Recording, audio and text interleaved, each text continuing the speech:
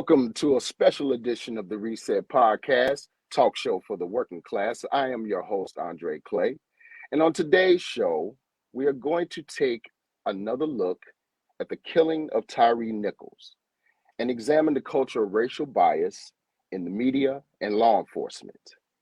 Again, today we're going to take a look at the killing of Tyre Nichols, examining the culture of racial bias in media and law enforcement. Today's show won't be a call-in show, but you are free to comment if you would like to. First slide, I would like to begin with a brief update on the circumstances surrounding Tyre's murder. In an article from NBC News, 7th Memphis officer is relieved of duty after Tyre Nichols' death, police say. It isn't clear whether the officer who wasn't identified will face charges. Next slide. This article right here by Antonio Planas and Tim Stello starts with the fallout from Tyre Nichols' fatal beating continued Monday when the Memphis Police Department said a 7th officer who responded was relieved of duty. In a statement, the agency didn't identify the 7th officer or say whether the person would face departmental or criminal charges. The department also confirmed that a 6th officer, Preston Hempfield, had been relieved of duty. Hempfield's attorney, Lee Gerald, confirmed Monday his client was at the scene of the traffic stop and had activated his body camera. Video 1 is his body cam footage, Gerald said in a statement. He said the officer was never present in the scene where 5 officers who had been charged with second-degree murder and other crimes were seen beating Nichols. Hempfield's actions and involvement has been under investigation as he participated in the initial traffic stop and the use of a taser, the department said in its statement Monday. Asked why the police department didn't announce disciplinary action against Hempfield the day it announced the firings of the 5 other officers, a police spokesperson said the other 5 officers' names were announced when they were charged departmentally, then subsequently charged criminally. Officer Hempfield has not received departmental or criminal charges, as we have advised. The investigation is ongoing.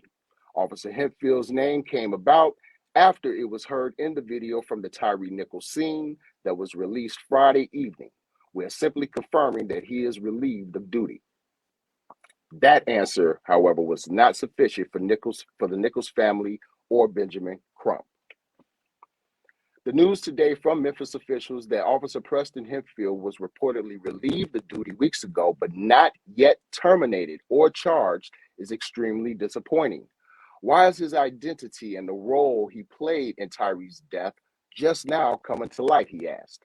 Crump added, we have asked from the beginning that the Memphis Police Department be transparent with the family and the community. This news seems to indicate that they haven't risen to the occasion. It certainly begs to question why the white officer involved in this brutal attack was shielded and protected from the public eye, and to date, from sufficient discipline and accountability. The Memphis Police Department owes us all answers. Then on the day of Tyre's funeral that evening, you see here from Fox 13 that an official statement was made by the Memphis Police Department where they announced a 6th officer was involved in the Tyre Nichols beating, and Officer Preston Hempfield violated multiple department policies and was departmentally charged and terminated from the Memphis Police Department. Now, joining me today, we have assembled a panel of guests that all, I guess, got a chance to see the video. All are very aware of this incident and very familiar with law enforcement and the ins and outs of criminal justice. Ladies and gentlemen, starting with Dr. Roy, if you would, please introduce yourselves to the public. Sure. Hey, my name is Dr. Roy Mitchell. I want to first, thank everybody for allowing me to be on this platform to even speak about this, because I think this is a great platform to do that and really highlight social injustice. Um, Currently, I live in Tampa, Florida. I'm an advocate, and I'm working very diligently to destigmatize mental health in the Black community. I'm also working on reducing recidivism. I work in the state prison here in Florida, and I'm also an advisor of the Coach program, which is a program that we run down here for helping inmates get on their feet. We do a lot of social training, social skills training. We do a lot of different things to help inmates, or what we like to call returning citizens, reacclimate into society. So I'm happy to be here, happy to be discussing this topic, and I think it's extremely important. And thank you. All right, all right. If you will, Jackie.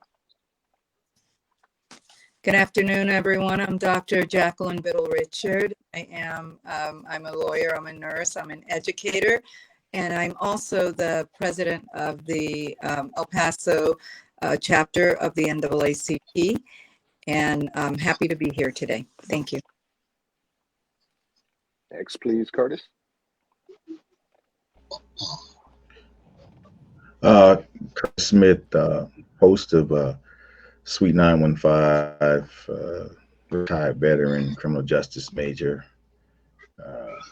Just happy to be here. All right, Vince. I'm the creator of Fire, where freedom is your ability. Also, fighting injustices yields achievement. I'm also a St. Charles Chrysler in St. Charles, Illinois, the detail manager. And I'm here and start changing the world because it needs to be done. All right, all right. And Miss Fedora.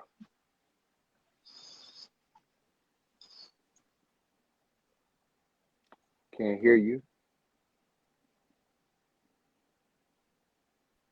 Didn't realize I was muted. There we go. I am the co-host of Suite 915 and an educator and also a LPC. And happy to be here. All right, all right. And Brandy, if you will. Assalamu alaikum. My name is Brandon Gilliam. I'm a member of the POBUMS Society and also a founding member of the Rural Grassroots Alliance. And I'm happy to be here. All right, all right. All right, thanks again, everyone. Very honored to have you all aboard. We're here again. We're here again. Another police murder. One of our young Black folks. Ever since George Floyd murder happened, we've seen different departments around the country try to implement some kind of reform to the police departments that they have. But we also see that despite those reforms to tactical policing, like the mandating of body cameras for police officers, right? And even though along with that and everybody having cell phones, surveillance cameras on top of light poles and on places of business, we still see that some law enforcement officers are still willing to be very brazen with the brutality that they administer on some of our citizens. Starting with Brandy, why do you think we still continue to see this type of brazen behavior from those in law enforcement who don't want to uphold the law as they should? I think we're dealing with a system of apex white supremacy. Whether you're Black, Latino, white, or Asian, you're trained in the police system of white supremacy. So no matter what your color is, you still have that white supremacist mind state. And if you notice, these brothers were on camera, and like the cameras didn't stop them. So it's like they've done this before, and like they feel comfortable in doing actions like that because there's really no repercussions. And like I think that's the main problem. There's no repercussions and no backlash. And then when stuff happens like this so often, like the community becomes dull to it. So it's just like a continuous cycle. So like I think that's it. There's just, it's the mentality. I think it's the mentality. Okay. Roy, let me hear from you. Why do you think we keep seeing these brazen behavior by those in law enforcement who choose to violate the law? Yeah, I mean, I think you have to understand that the police forces are doing what they were designed to do. And so when you look at it from that aspect, you got to also think about how protected they are from the inside out. And when you have those tactical units like that, they pretty much get a get out of jail free card to just go mess black people up or people of color in general. Those units are protected. And so those actions on camera, like Randy was saying, I mean, that's their normal behavior. It's hard to change a behavior that you're okay with doing, and so you have to look at it from that way. If I was in an organization that I knew would protect me no matter what I did, I wouldn't care about my actions either, so. Okay. What about you, Fedora? What are your thoughts about it? I think it is a culture. I don't think that training is going to stop it. Just like Brandy and Roy was saying, it happened like it was as easy as us taking a breath that we do because we are alive, that they felt it was okay for them to do that. And I feel that when you have different units like that, whoever was in charge of them, it starts from the head to start that this is what we do. And, no one has ever said anything or stopped them from doing it. So they felt it was okay. They knew the cameras were there. They knew the body cams had audio. And so that's typical for them to curse out a person that they're going after and grab them out of the car before they can even, pull a seatbelt off or find out or whatever the case may be. It was natural for them to do that. So I'm thinking it's coming from the top. It's coming from, the head. And From the head. yeah, of course it has to change. And how that happens is a question, that we all have. But something has to change. It's atrocious. Absolutely. We'll get more into that. We're definitely going to get into that. Curtis, what are your thoughts, man? Despite the reforms and cell phone cameras being out there and body cams being on the officers, why do you think they remain so brazen in their brutality towards a lot of our citizens?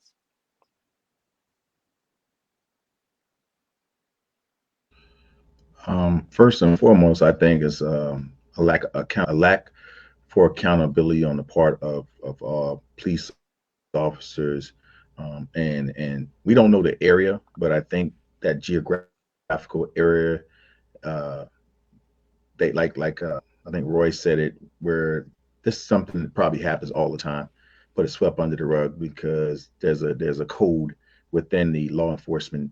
Whereas, hey, what's wrong, we're gonna cover it up.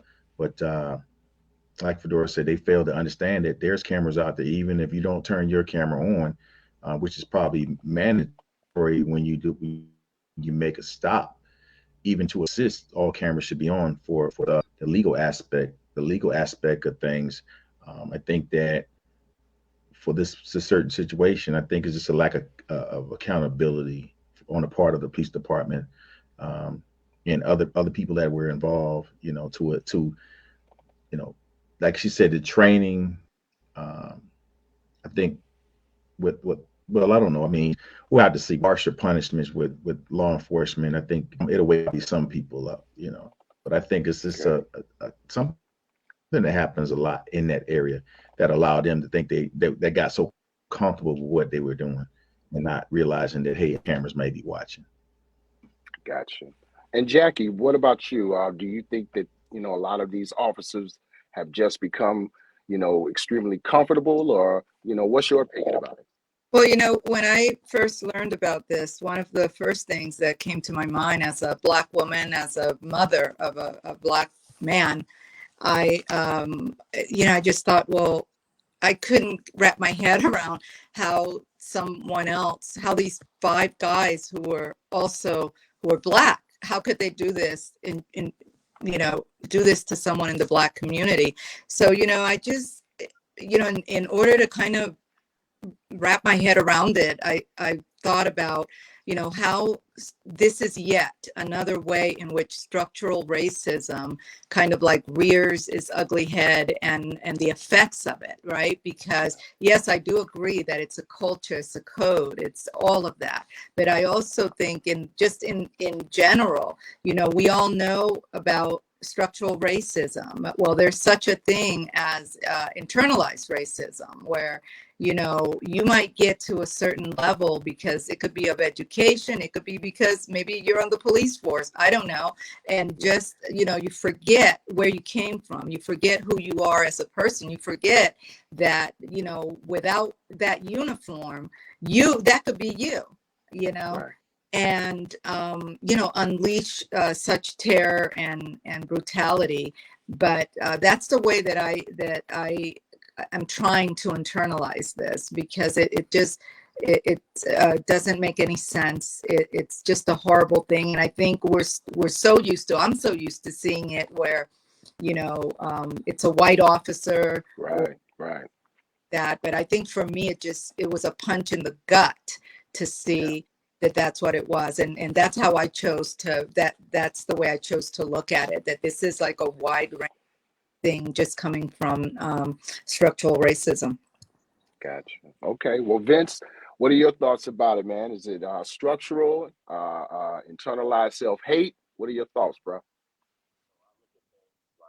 Really, really different than a lot of people. So when I watched the whole video, I just watched the interaction of the cops, listening to them talk and listening how they were speaking and the way they were acting. So kind of place yourself on a football team.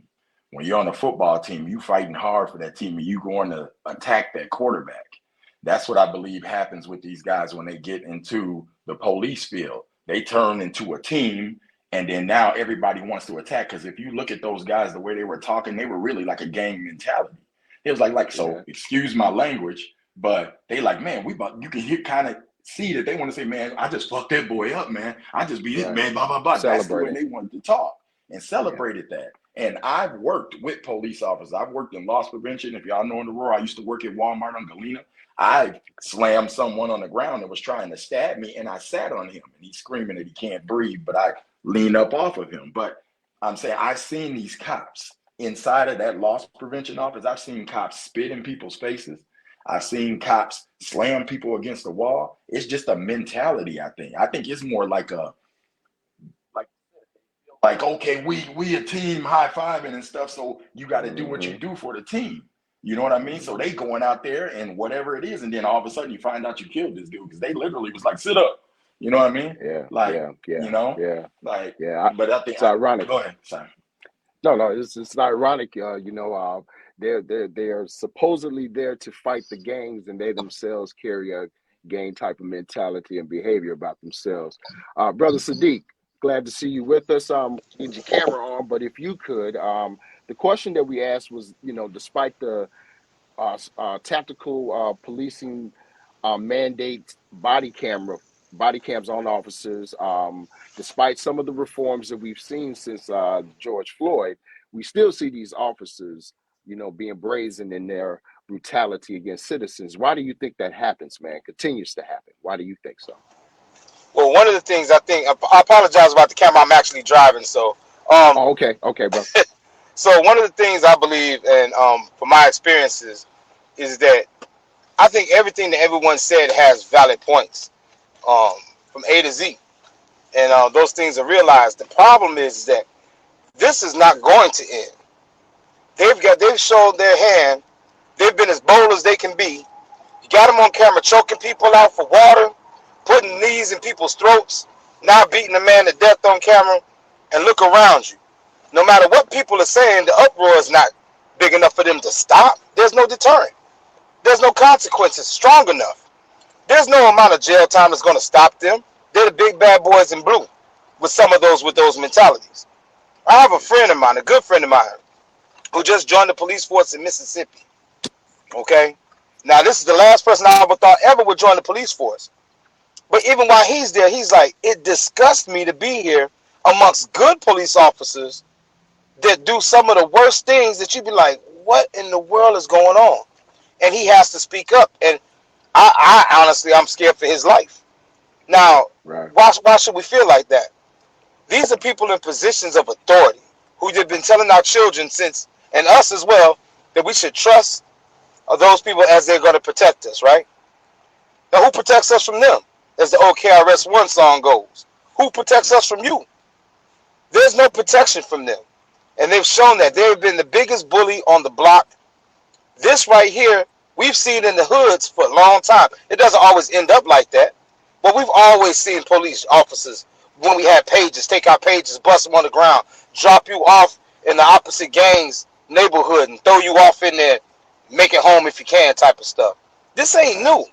They've been with this mentality. You know, the Hunter, TJ Hooker type cops coming around. We've seen this before.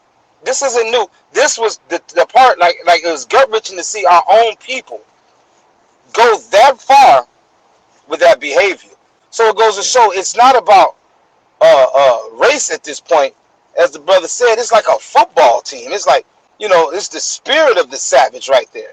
You know, and for us to stop this, to be honest with you, for this to actually stop, you're looking at all out. This is not a walking peaceful, sing kumbaya, please stop killing us type of thing. It's getting to the point where it's getting down to the gritty. And let's just be honest about it. You know, this youth, we may not be in that mindset, but this youth, after a while, they're not going to take this. We'll listen. They're not going to listen. And that's where the trouble's really going to start, because we don't stand a chance in that aspect. But you're always putting people in a position like, what do you do? What did this man do to get beat to death like that while we watched? I told a brother one day, stop saying what you would have done. You don't know what you would have done, because you don't know what that man did. You don't know if they were going to kill him. You don't know if you was going to be next. Stop saying what you would have done. You have no idea what you would have done, because you'd have rolled past and seen that, be like, I wonder what he did, and kept driving. You wouldn't have thought that man was going to die, lose his life. Right. This is not a game. This ain't trivial. I don't like having old idle conversations about it. If we're going to talk, I like to talk about something we could possibly at least step forward to try to do. But all this, I would have done this, all people lame. Man, only thing people have been doing is pulling their phones out and filming it. And that still ain't a deterrent. So what answers do you got? You Absolutely. know? And we'll get to more of that. We're going to get to more of that, Sadiq. We're going to move on with the next question that we have. And Jackie very, very, very eloquently brought it up in her last answer. Question of them being Black officers, where we are unfortunately so used to seeing the white officers be the ones who administer the brutality and the death to our citizens. But it is the elephant in the room that the country has been debating about. And so starting with Curtis, I want to ask you, brother, should American descendants of slavery feel a sense of betrayal by these Black officers for their vicious behavior towards another Black person? Right here, Curtis. Oh, there we go. So I'm just gonna say it, man. I was embarrassed.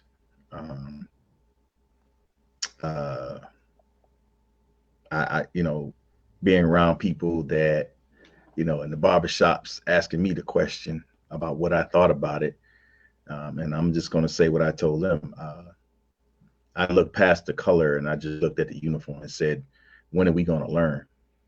When we as law enforcement is gonna learn or put things in place to protect and serve, instead of hide behind our badge thinking we have the authority to treat human beings like animals. I looked at the video And some of the other information that I read about one of the officers knowing him or knowing of him, I thought it was personal. And like Vince was saying, but with all them, with that gang mentality, it looks like, yeah, we got him now type of thing. Yep, this the guy I've been looking for, he been dealing with my ex or whatever the case may be. Yeah, I got my boys with me now, and I'm gonna hide behind this badge, and I'm gonna do what I gotta do. Not looking at the repercussions of what's gonna happen if somebody puts this out. So I saw the color, and like I said, I was embarrassed, and it hurt to even talk about it, because I'm saying, why are people treating us like that? So I think about that slave mentality back in the day where we were treated, we're taught to treat our people like that, in peace for the other culture. You know what I'm saying? So right. I looked at that as well, and I said, when are we gonna learn? When are we gonna start uplifting each other? When are we gonna protect each other? Right. We have a duty. We have a duty as well. So, yeah, that's how I felt about it. But I looked past the color for a minute and said, these police officers, I can't keep defending your action. You keep doing the same thing. Absolutely. So, absolutely not. That's all right then. Well, all right, my brother. Well, Roy, let me get your opinion about it. Should Black Americans, feel a sense of betrayal by seeing these Black officers beat another Black man to death? How, what are your thoughts? I mean, I don't know about other people, but I know for myself, I don't know whether it was conscious or unconscious, but I did feel some type of betrayal, because for the simple fact, I feel like when I see other Black people in professional settings or professional jobs, I expect that, they're going to not kill me. You know what I mean? Like, Right. I just expect that. I got into my profession because I wanted people to see people that look like me that they can come talk to and feel okay about talking to, And so when I saw those police officers, if I felt some type of way, because I'm like, man, I can't even go to my Black brothers for help, or they see me getting jacked up by a white cop and come, pause that and stop that, And like Sadiq was saying, I grew up in gang culture in Chicago. And so on the South Side, we had a cop named RoboCop when I was growing up. He used to just jump out. If you I remember RoboCop. I'm from the South Side. Yeah. You know what I'm saying? And they used to take us and drop us off in different neighborhoods, bro, and leave us there, So I grew up in that style. And so, to be where I am today and to be able to see something different, I understand the organization gang mentality, and it's hard for other people to belong to those situations to understand that. And it's even in the military. When I was in the military, I did things that I didn't necessarily want to do, but it was because my brothers on the side of me were doing them. It's like, okay, I gotta live in this brotherhood, this code. And it's the same thing with the police. They living in this code and this brotherhood, and then they all attacking people because they feel like that's what they're supposed to do. And so, like Sadiq was saying, it's at a point now where it's really unchangeable. You know what I mean? It's very difficult to change this because it's so entrenched and so ingrained. And so I don't have the answers. I really don't have the answers, man. Yeah.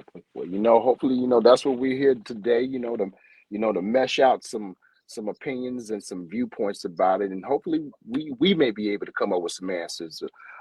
Jackie, towards you, I want to present the same question. Should Black Americans feel a sense of betrayal, towards these officers, especially since they were Black and they beat to death another Black man? Absolutely. I mean, I think that, and I do agree, by the way, with the fact of, we strive to get into these professional roles, to be that, that person that people who look like us can look to us and say, hey, that's great. I want to do that. Maybe feel safer in your own neighborhood. I mean, the idea that he died just a few steps away from his mother's house.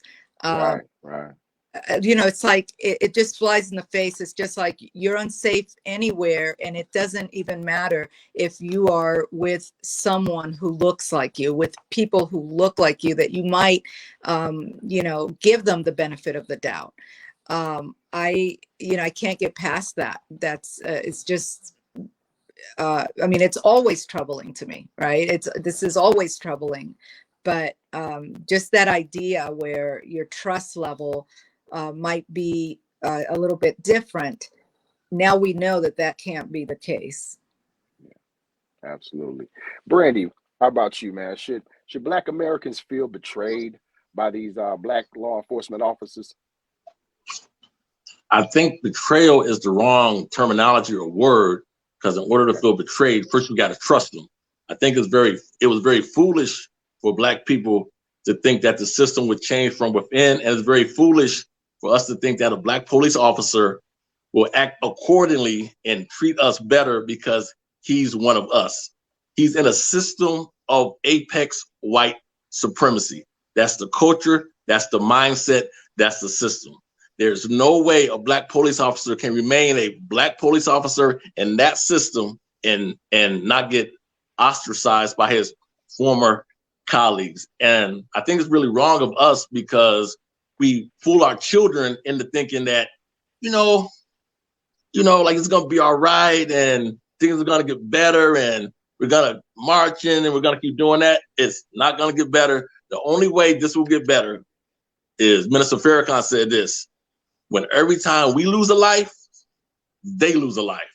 Because this will not stop with marching and holding Black Lives Matter signs up. This will stop with bloodshed. I'm sorry to say that, but that's where it's heading to, because just like the Palestinian kids that throw rocks at the tanks, what other option does the Black community have now? Our back are against the wall. And this is just not with the Memphis Police Department. This is all across the country, even in Hawaii, all across the country. This is the mindset of white supremacy. Black, Asian, Latino officers in that situation have to do what they have to do to be part of the boys club.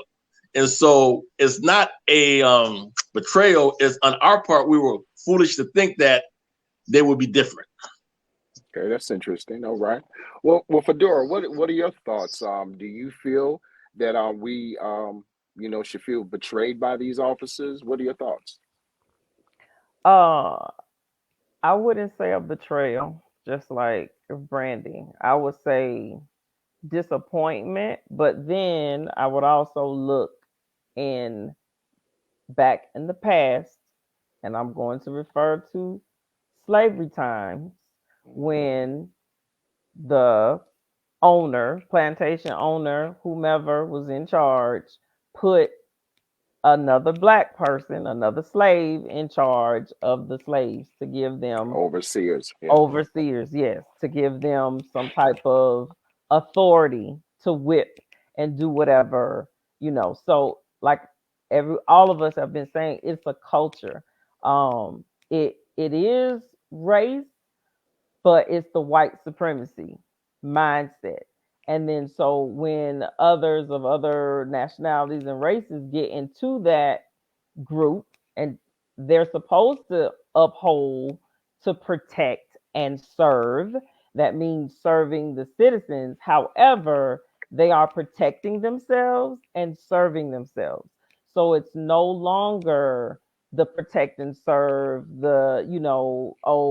they're my friend, they come and we play basketball, and they visit the school and want to be a part of the community that they police. It is no longer. Maybe back in the day, in someone's experience, maybe it was that way, but it is definitely not that way now. And maybe they say there are good officers. Yes, we know that there are good officers. But how do you determine who's good and who's bad when, if you see those lights behind you, you're going to be afraid. Your anxiety level goes like skyrocket. And you're praying that they're not a white supremacist right in your face. You're praying that they're not a part of this crazy club to Right. go and just terrorize and kill. You're praying that they are professional. You're praying that they know God, that they have a relationship with him. All these things go through your head. And as a mother, I pray every day because I have a son and he's tall. He's a big guy. So when you look at him, he's intimidating to someone. Mhm. So right off the bat, their mindset changes. So it's scary.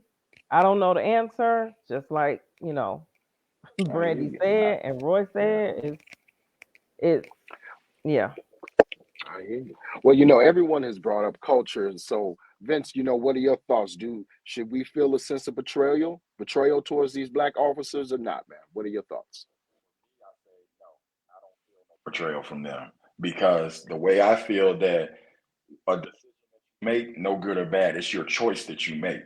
It was their choice to do that. They knew what they were doing. They knew exactly what they're doing. Like I said, you can hear it in their voice. They knew they was gonna beat the crap out of that dude. They already had that plan in their mindset, and they were set on it, and they did it. So they ain't part of me. They ain't what I come from. Like I said, I look at people as people. I ain't really looking at the color as much, but I see the color. But the thing we have to understand too is that we got to stop calling ourselves slaves. We were not slaves. We were artists. We were builders. We were creators. Close your eyes for a second. Everybody, for a quick second, close your eyes. Now, picture what you think a slave looks like. You see how that brings you down? You see a old beat it, getting whipped and all that. We got, like everybody's saying, it's a mindset. We got to realize that we were the power on top of this nation, and we had the control. A lot of people don't even know we made this system. They made this system in Kim. They laid it out on crystal tablets of Enlil. They said that this is going to be the way things are ran. So we made this. So we're literally attacking ourselves once again. So this whole system was laid out. So I believe it's a mindset, because we are always in a mindset of begging and down and low. And that's what they even teach us throughout all the systems. You're a slave. You came from slaves. You didn't come from no slave. You came from kings. You came from power. That's what people got to walk in. And that's where I believe the change is in. So I don't feel nothing for them, because they knew what they were going to do. And I guarantee you they probably did it to other people before that. They just got caught right now. Oh yeah. There are definitely other reports out there. Many complaints have been made against this Scorpion unit. So with that, Sadiq, should Black Americans, in your opinion, feel a sense of betrayal towards these Black officers for killing another Black person? Absolutely not. That's my opinion, because betrayal requires a few things. One of them is trust, but you got to have a working relationship that's beneficial to you in order to be betrayed by something. This was never of benefit to us from the outset of its creation. It was meant to throw us back into a system. What the hell kind of betrayal did we suffer then? They're doing their job, and most of the time when they do something that's against one of us, they'll tell you what, hey man, I'm just doing my job. Ain't that what they say? So I don't feel betrayal. What I will say though, being intelligent about it, is that we oftentimes put expectations on things that don't deserve those expectations. We're looking for them to be something they're not capable of being in that type of environment. Shame on us. Shame on us. However, that's because we believe the lie. We believe the narrative. So therefore we look for an expectation. And those expectations leads to misery. And then we keep trusting it. Let's all jump back a few years when we was getting killed wholesale in the streets, right? And we got called thugs. We got called killers. They passed, what was that, the blue alert bill. Say if you touch a cop, you going straight to jail. But there was no law passed about police killing unarmed Black men in the streets. See, we got to remember stuff like this, so you know what you had and what you're dealing with. No, I don't have the answers. And I don't have no answers that won't get us all killed, I'll tell you that. But at the same sense, we're dying anyway.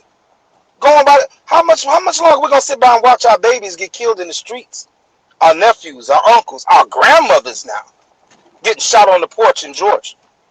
How we gonna keep watching this? I mean, what do they expect people to be and do? I don't want to come off like I'm angry, but yeah, I'm angry.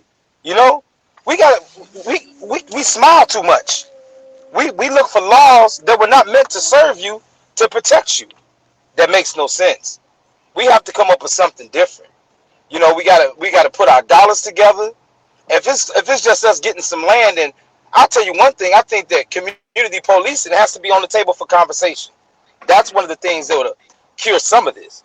But we can't be scared of it. But no, brother, I'll tell you like this: betrayal. I don't think it's betrayal.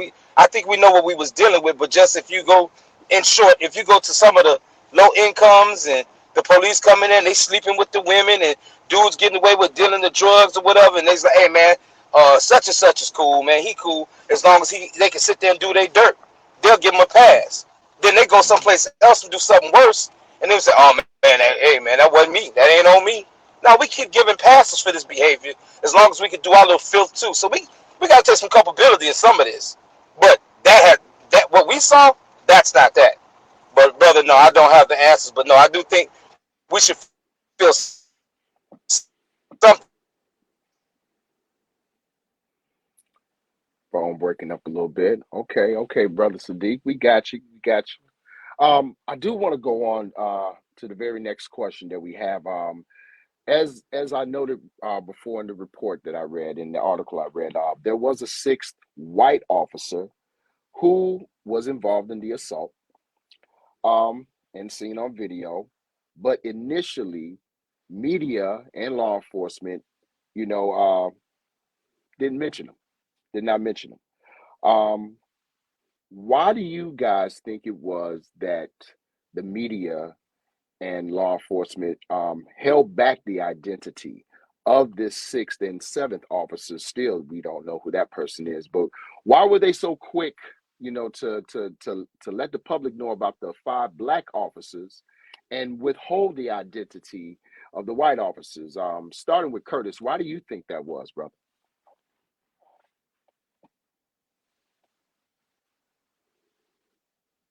You on mute? There we I go. think everybody on this panel know what that meant. That was hey, see, they ain't no better than us. That's what that was. See, and so when the NAACP come up there and saying, "Hey, you guys are killing our black people," they're gonna say, well, "What about them four Memphis officers that killed that black person? What do you got to say about that?"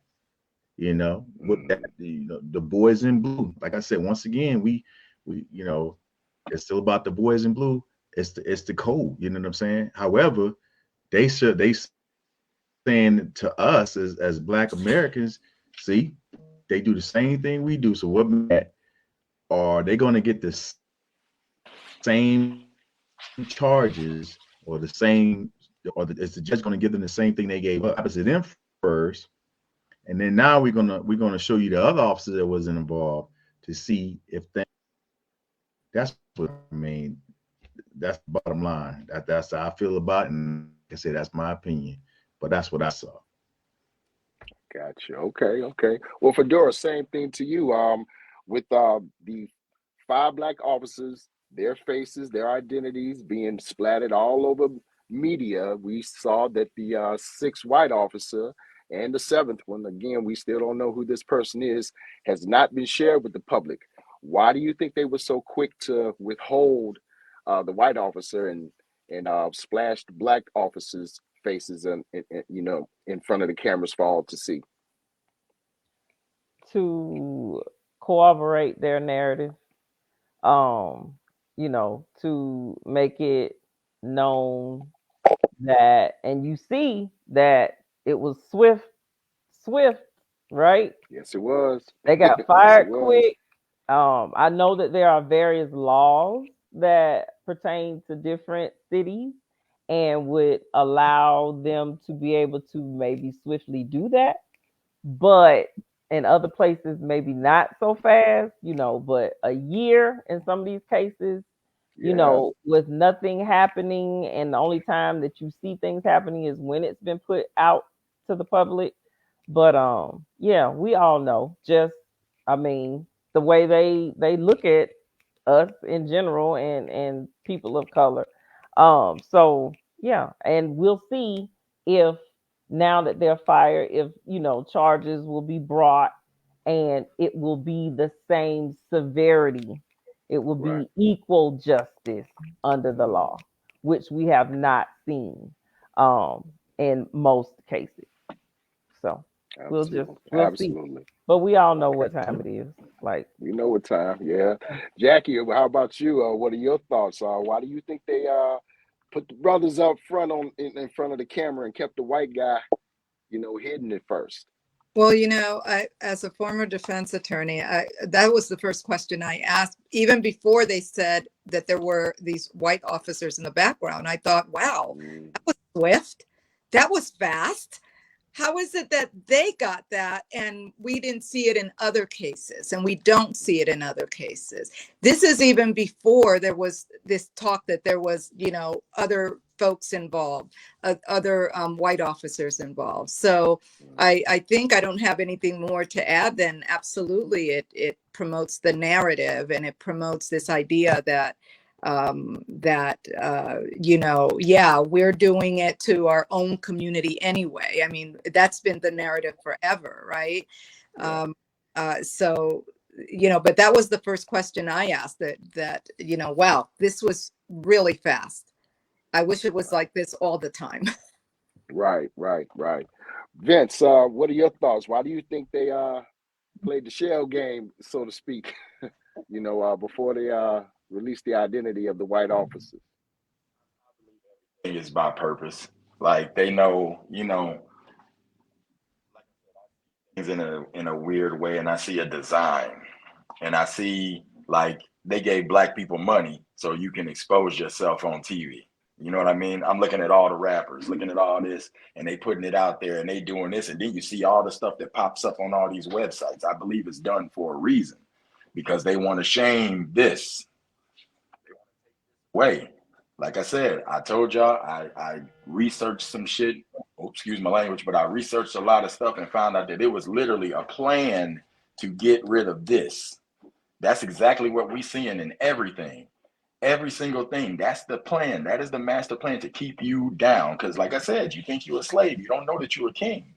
They want to keep you below that. They throw you some money. You got all these rappers popping on cash and stuff and all this stuff and look like they got something. No, they don't. They ain't got nothing at all. You know what I mean? They lost this. They lost self. And they don't even see that. But they throw it all out there. That's why they pop them up on TV just like that. Yeah, look at them. So now everybody like, look at all these Negroes. Or the other word. Right. I think that was the design, to throw it out there. That's why I say media, you can't trust the media. The media is an agenda. Just like when you saw that little video that was going around when that lady was some Ting Wong and all this stuff talking about the people on the plane. She's reading from a script. So they are really putting this out as a script to those news reporters, so they report it to you. Someone's writing it, and they are popping it, writing in all our faces, and we are all, now it's going to be a big uproar everywhere. So that's what I feel. I feel this is all done by design, on purpose, to shame this. Okay. Well, Roy, what about you? Is this all orchestrated in your opinion? Is media being the tool for white supremacy and anti-black racism that it appears to be? Yeah, absolutely, man. It was about containment, and it was also about the old faithful strategy of dehumanization. You know what I mean? I mean, it's just a way to contain the narrative, so that, hey, we're gonna go ahead, and it's a strategy we use in psychology too. It's called the foot in the door strategy, right? We're gonna go ahead and slide you this real quick and let you know exactly what's going on and what we want to spin it. And then later on the back end, we're going to give you these two white officers, but we ain't going to really talk too much about that. But it's control the narrative, man, because dehumanization is what they're about. If you can make someone look like that they're less than, or that they're not human, it kind of pushes that narrative for them to be able to get away with a lot of things that they get away with. And that's, letting white officers go away, get off without, any type of reprimand, or, arresting black officers as fast as possible, just to contain the masses and contain the noise, so people won't get all in an uproar. I mean, it's all a part of the narrative. Like, I think Mr. Graham was saying, it's a part of that media circus, man, that's really keeps people of color down and oppressed.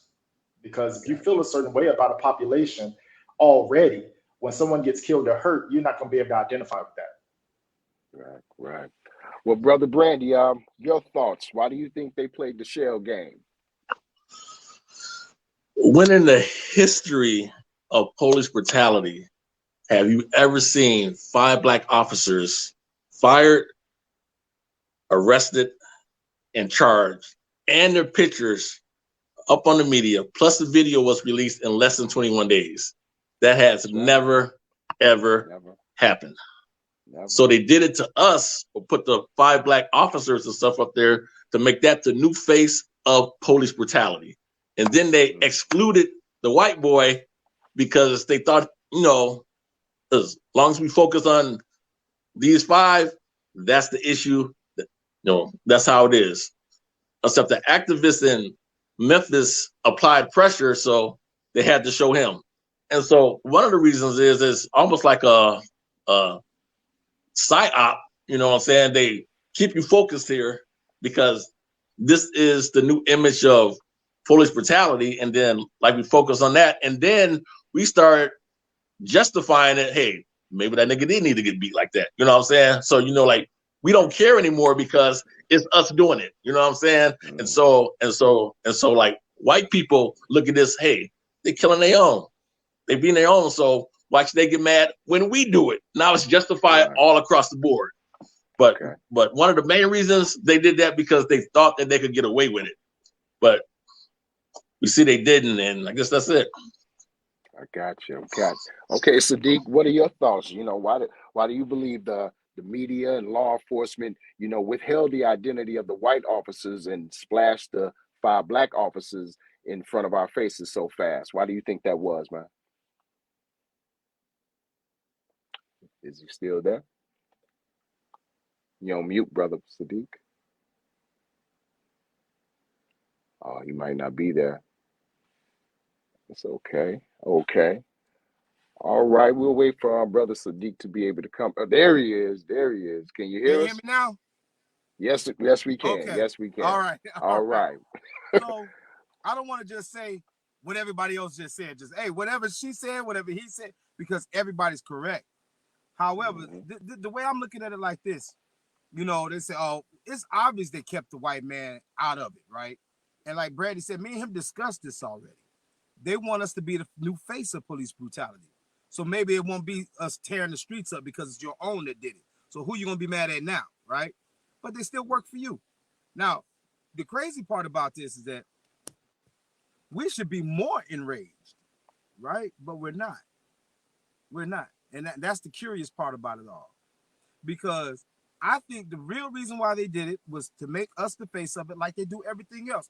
They do it with subtleties. They didn't start with police brutality. They started with sneaking the word nigga in court, where you could use the word coon and all this other stuff. They start using it where they start sneaking in Justin Bieber and them with the little nigga videos they was making, right? Oh, he was human. He was young. He was this. He was that. Y'all use the word nigga. Why can't I use the word nigga? You know, it's subtleties like that to start making an argument for big things like this. And we got to take some culpability in that because we keep giving out passes, like I said earlier, because it's your favorite basketball player. It's an entertainer you admire. You don't want to be the angry black man.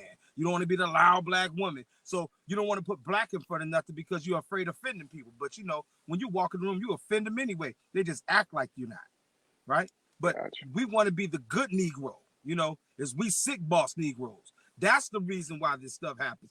I'm telling you, it still falls back on us. If we wanted to stop, we got to stop with all this. Look, Latinos shop with Latinos. I'm not mad at them. Chinese buy from Chinese. I'm not mad at them. Koreans buy from Koreans. I'm not mad at them. I'm not mad at Chinatown, Greek Town, Little Italy, none of that. You know what I'm upset about?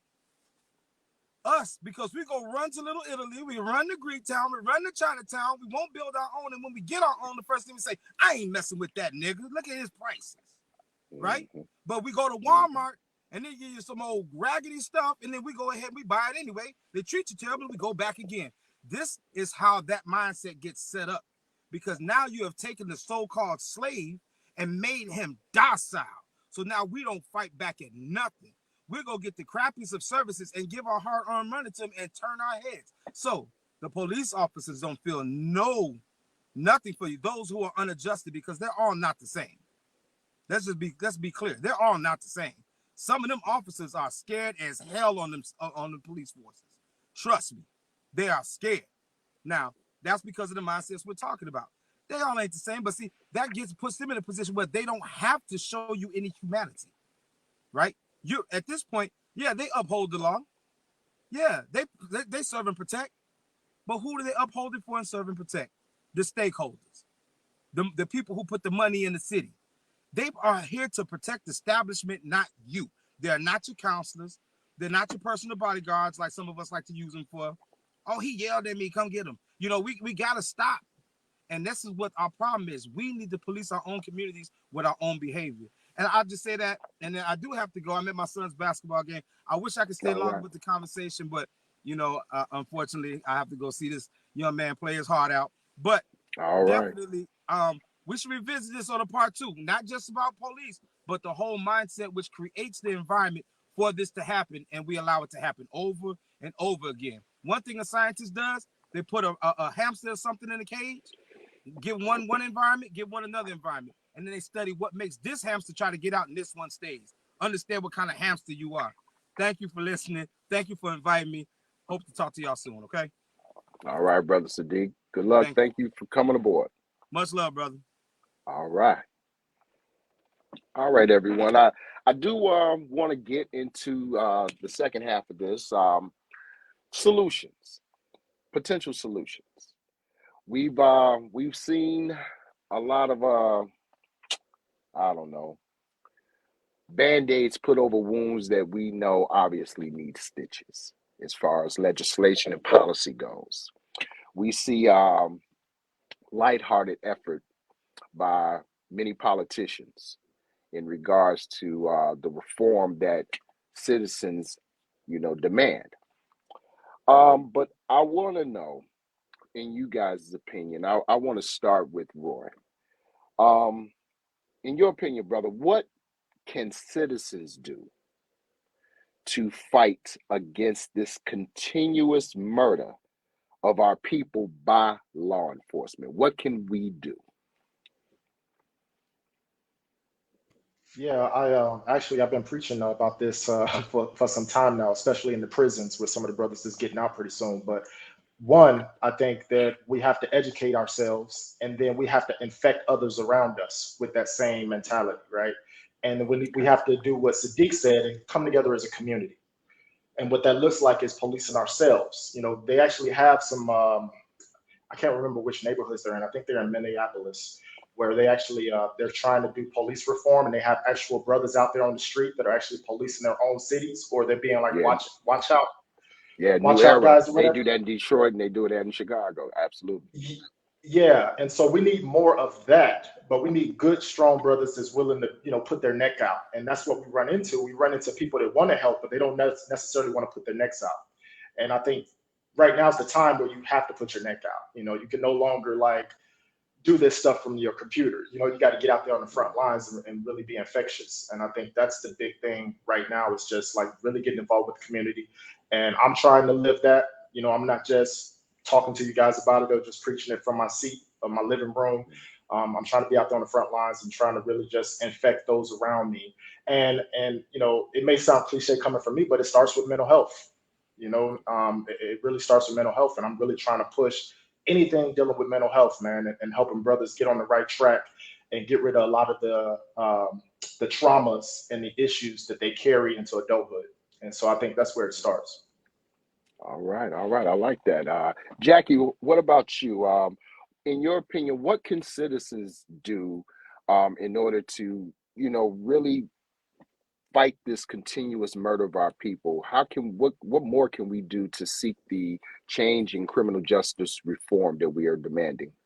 Yeah, the way I look at it is that right now, on the day-to-day, the goal is to stay alive, right? The goal is to, I want my son to stay alive, right? I want other Black men and Black people to stay alive. And in order to do that, just on the day-to-day,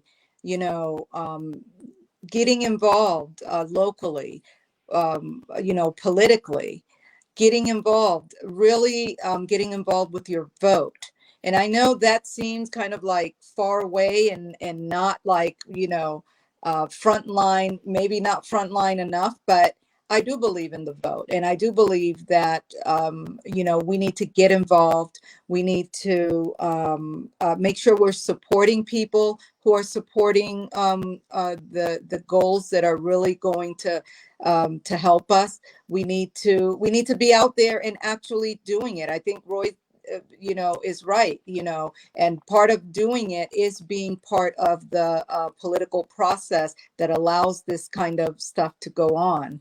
I think, that we need to use, I'm an educator, so of course, we need to educate ourselves, but we need to educate ourselves about our own communities and about what's right for our own communities, and use the resources that are out there available to be able to educate ourselves and educate others. But one of my areas is, really emphasizing voting and voter registration and all of that, because that's one of the ways in which we can get people who are at these levels making decisions that continue to allow the force to be that way, right? So voting to me is very important in this process. And I too have to leave. I do have another meeting that I have to go to. I'm just going to hang in there for a couple of more minutes, but I'm going to have to drop out. Thank you so much. Okay, appreciate it. Appreciate the answer. Curtis,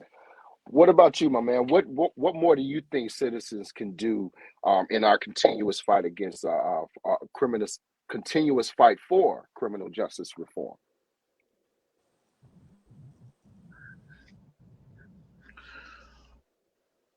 So I'm gonna just say this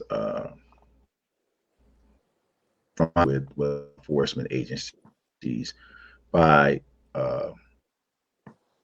making sure that the chief of police or his representatives attending these city meetings and town hall meetings, and we as African Americans let them know that, hey, whether they're doing a good job or bad job, you gotta let them know what's going on. Ask the question, what's going on with police training? What's going on at the academies? What's new with what's going on?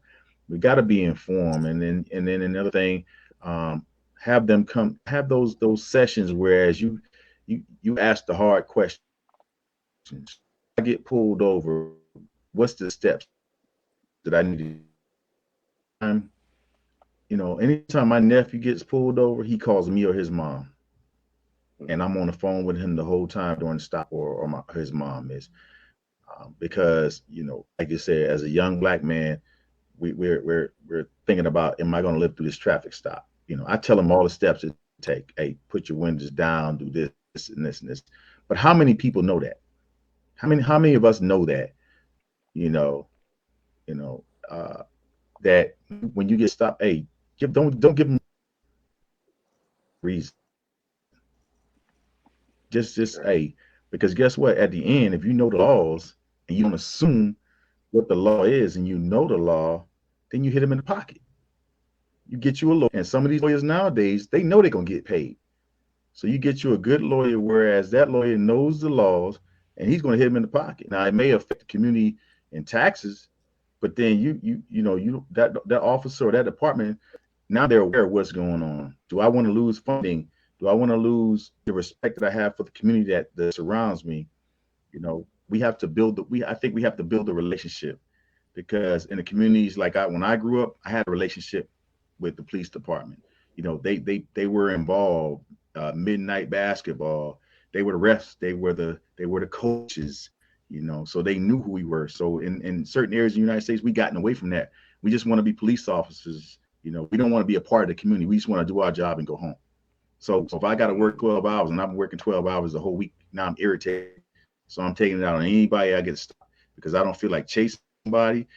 I don't feel like, so we have to build a relationship to make them, just like we need to be comfortable, and they think they need to feel the same way. So we have to get together and sit down and have a conversation.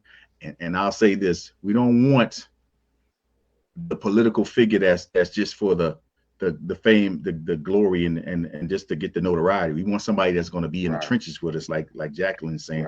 We need somebody that's going to be in the trenches, that's going to lead the fight, and we got to rally behind that person and say, are we on the right track of what we're doing as a community, so we can prevent all this other stuff from going. Because my thing is, when it comes to certain situations, I want to see the video from the beginning. When you're doing the kicking and stomping and the batons going, I want to see it from the beginning. I want to see it from the stop all the way, so I can tell people when they say things, I'm like, okay, did that person escalate that situation?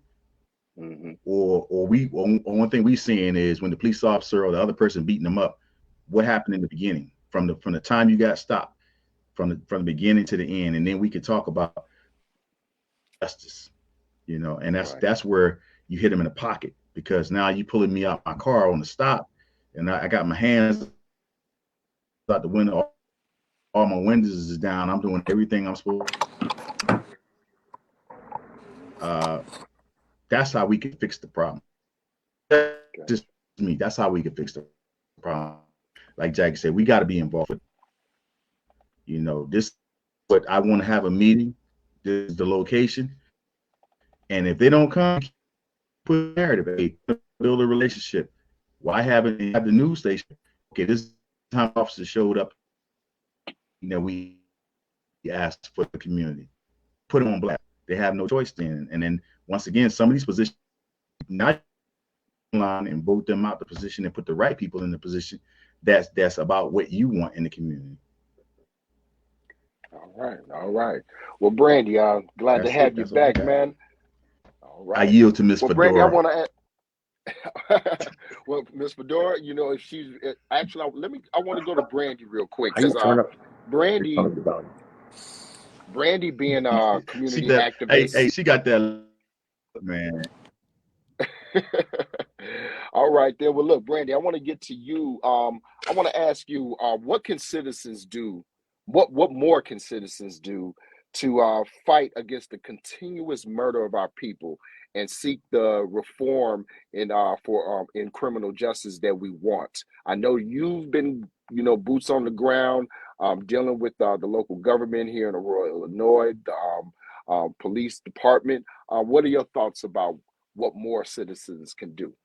I think the first thing is we need to realize that we are under attack.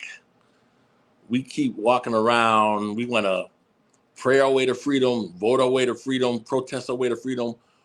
Black people and Black children need to understand that we are under attack. We are in hostile territory, in a hostile environment. That's the first thing that we need to recognize, understand, and agree with, that we are under attack. Second thing is, the Honorable Elijah Muhammad said that our unity is more powerful than an atomic bomb. We have to build with like-minded people. Just because they Black, that don't mean that you going to jail. We have to deal with like-minded people in our community, to get things done. Also, we need to press to end qualified immunity. That has to go. That's the number one thing that has to go. Also, we need to strive for community policing or some form hybrid of it up in our community. For instance, in some cities, you can open carry. Some cities you can't. So how do you, you know what I mean? So we need to strive for that. And I think the last thing is we need to educate ourselves.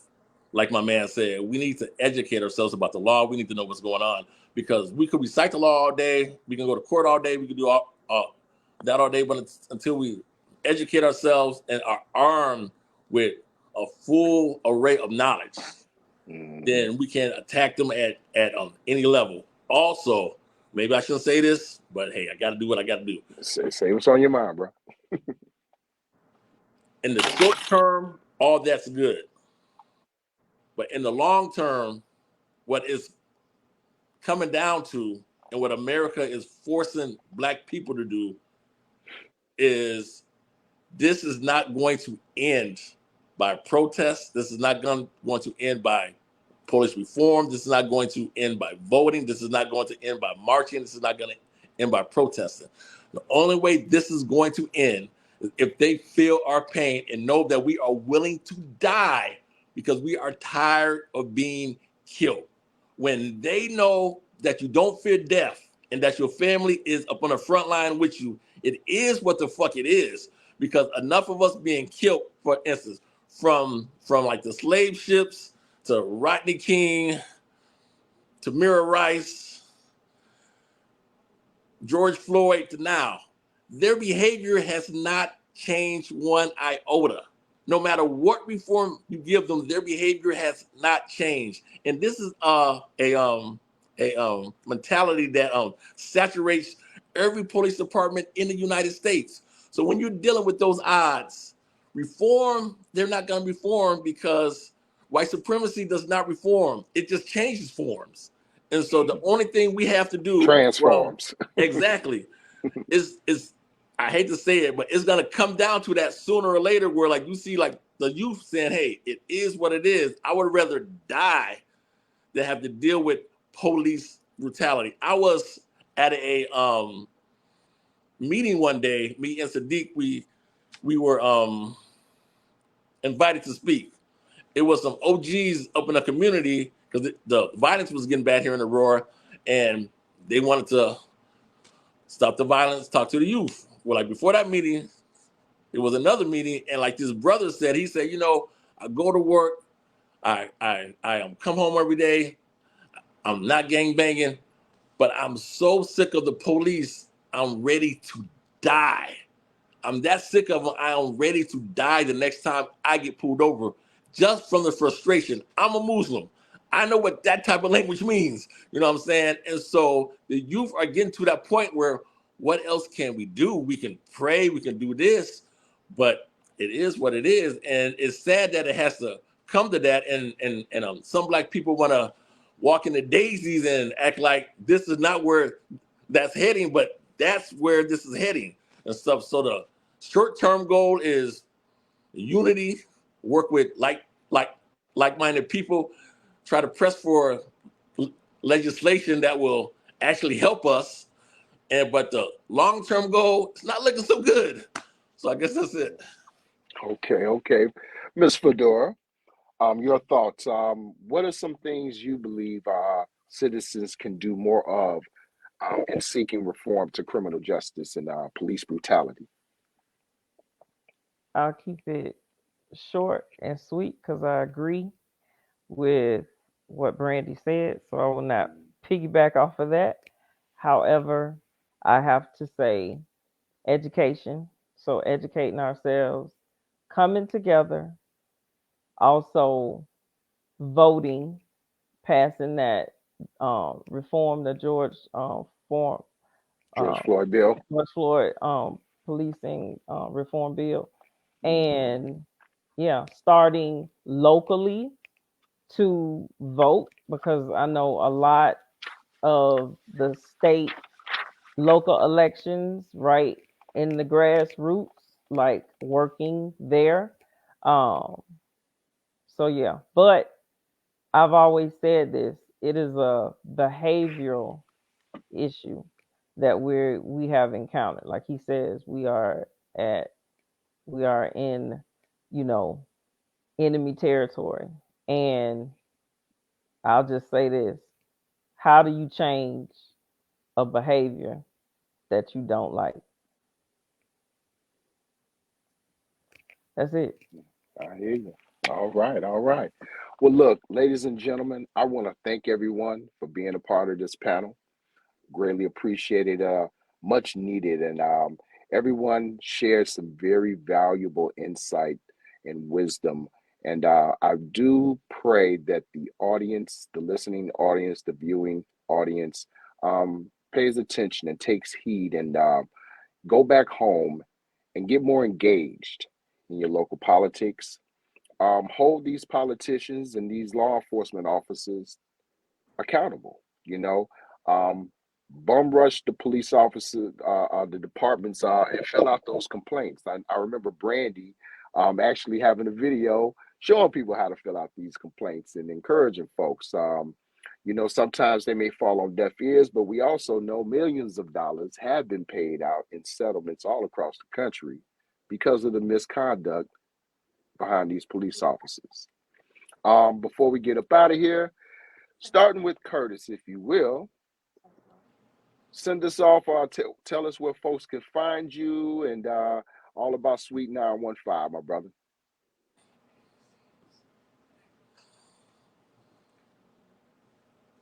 Might be muted.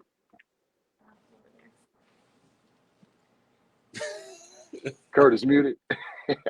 Okay, there we go, Curtis. If you will, just let everybody know where they can find you, my brother, as we sign off.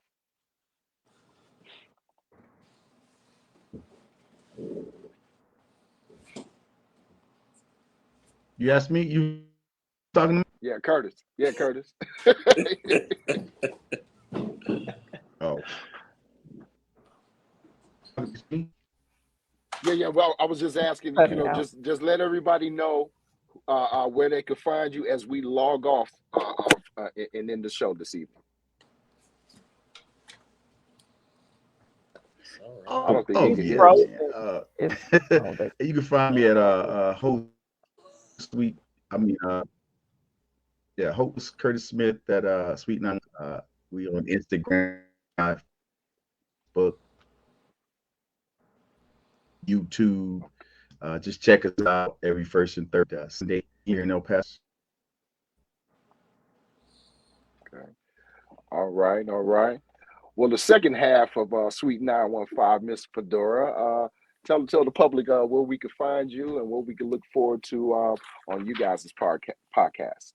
Yeah, it's Suite 915. You can follow us on Facebook, YouTube, and It's Me Fedora. You can hit me up at It's Me Fedora at Gmail, or go on to IG or Facebook, YouTube. Just come and watch us on Sundays. And yeah, no topic is taboo. You can submit topics that you want us to talk about, and we will be glad to talk about it. Our platform is your platform. So yeah, come join us. There you go. Dr. Roy, what it is, man. Let the public know all about you, and I checked out your podcast. I already subscribed, my brother. So share with everyone who you are and where they can find you and everything, man. Man, thank you. DarealDocMitch.com. That's therealdocmitch.com. That's my website.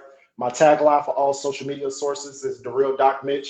You can find me on Instagram. You can also find me on Facebook and TikTok. And then also got a YouTube channel called 90% Mental, where we talk about men's mental health. It's all spelled out, 90% Mental. And I just dropped a book called Working with At-Risk Youth from a Culturally Informed Lens. You can catch that on Amazon. So if you are working with youth, hey, check the book out. I talk about 6 steps or stages that you could go through when working with at-risk youth from a cultural lens. And I'm in Tampa, man, getting this beach weather, man. You know what it is. There you go. All right, man. That's great to hear, my brother. That's great to hear. Vince Green of Fire, tell us all about who you are. Where can folks find you as we log off today? Coming from the universe in my head, but no, I'm just kidding. You can find me on Facebook, Vince Green. Find me on Instagram, Big Vince 52. You can find me on TikTok, dropping some esoteric wisdom always, man, and opening your mind from another direction. Like my brother said over here, man, mental health is the thing, and we have no idea how far we are lost, even down to the shoes that you're wearing on your feet, that you don't even get out on the grass and start grounding yourself. People don't even understand that. People don't even understand that you can heal yourself. You don't believe me? Scratch yourself. What does you do? You heal. So come hit me up. Come check me out. Like I said, I'm always lighting a fire. Freedom is your ability. It is your ability to create your own freedoms. Everyone. So, all right. There it is. All right, Vince, I appreciate that. And lastly, Brandy of the POBUMS Society and the Aurora Grassroots Alliance. Share with everyone who you are, where can they find you, and what's been going on with you guys. First, I want to thank Roy for all that you do. We thank you, brother. We thank you. My name is Brandy Gilliam. You can find me on Facebook at Brandy Gilliam. You can also find me on Instagram at KIKisHipHop.com. Find us on Bandcamp, SoundCloud, Facebook. Yeah, I guess that's it. Or email bzgilliam@yahoo.com or POBUMSociety@yahoo.com. And thanks for having me. All right, man. Thanks again, everyone, for being a part of this. One more thing, Vince. If knowledge is not applied, then it is not power. No, it is not. No, it is not. I appreciate that. All right. Well, ladies and gentlemen, again, thanks for tuning in with us this Sunday evening. Thanks again to Mocha Enterprises. We see you, girl. And everyone enjoy the rest of your night. And we'll holler.